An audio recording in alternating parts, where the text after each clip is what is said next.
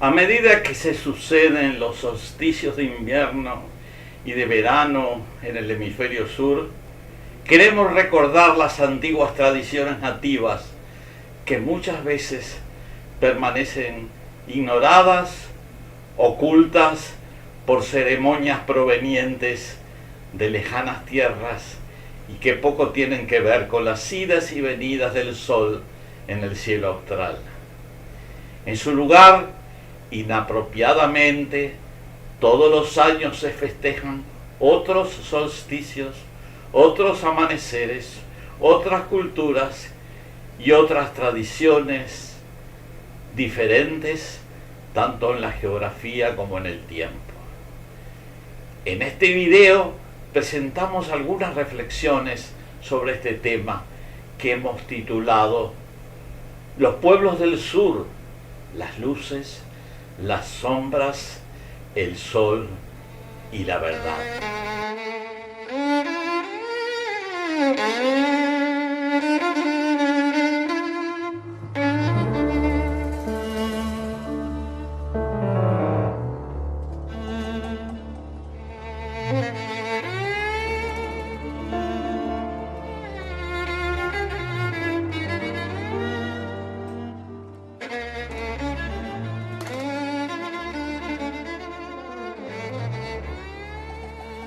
Desde tiempos muy antiguos, las comunidades humanas supieron que la naturaleza era cíclica, que los fenómenos naturales se repetían luego de un lapso de tiempo determinado.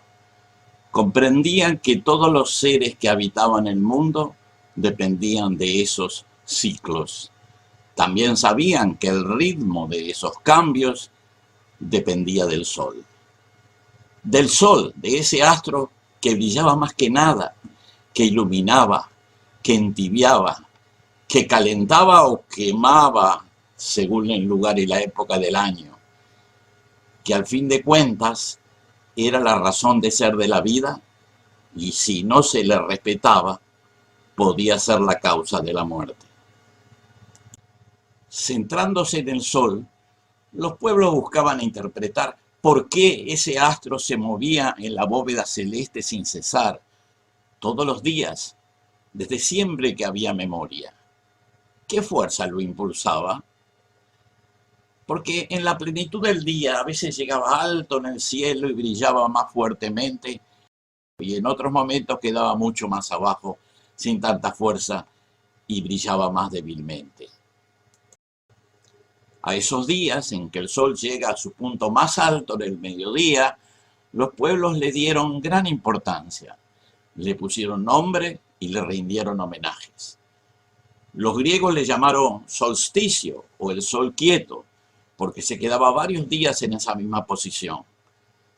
Ese periodo era el tiempo del crecimiento vegetal en que había más calor y más luz. Solían ser tiempos de abundancia, por eso a esa fase de la vida se la llamaba, reiterando el vocablo griego, solsticio de verano. Un tiempo después de ocurrido ese solsticio y pasado muchos días, se produce un cambio en la carrera del sol que afecta a todas las actividades humanas. Vienen los tiempos de poca luz, de menor temperatura y de poca producción vegetal. A esos días en que el sol sube poco y alumbra débilmente, también se le llamaba y llama solsticio, pero como es tiempo de invierno, se le dice solsticio de invierno. Al período entre dos solsticios de verano o de invierno sucesivos se les denomina año solar. Hoy sabemos que en ese período, entre dos solsticios análogos, se termina un recorrido elíptico de la Tierra alrededor del Sol. Bueno, para todos los pueblos, los solsticios eran momentos importantes. Trataban de referenciar en el tiempo ese momento, el de mayor brillo o el de menor brillo, porque esas eran las referencias del tiempo que les ayudaban a sembrar, cosechar, prevenir o dar la bienvenida a la llegada de las aves migratorias, prepararse para el frío o para el calor. Muchos pueblos celebraban sus ceremonias en esa fecha. Eran ceremonias que festejaban al sol cuando empezaba a subir nuevamente en el cielo.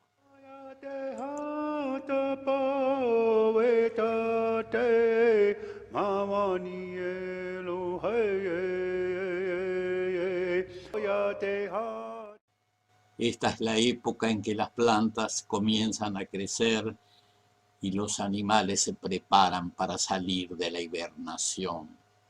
Algunos de estos pueblos pensaron que el año empezaba cuando el sol volvía a subir desde su punto más bajo, desde su punto extremo en el cielo. O sea, el momento en que se interrumpía esa retirada del sol, que podía verse como una posible amenaza para la vida. Pero no, se repetía el ciclo y el sol volvía a renacer nuevamente, tal cual lo había hecho durante innumerables generaciones. En el solsticio de invierno, los griegos celebraban las fiestas posideas en honor a Poseidón, así como luego los romanos celebrarían las Saturnalias en homenaje al dios Saturno. Estas Saturnalias habrían de ser rebautizadas Navidad o Natividad cuando se impuso el cristianismo en el Imperio Romano. Este cambio de nombre fue efectuado para que estuviera acorde con el relato de las autoridades religiosas del momento.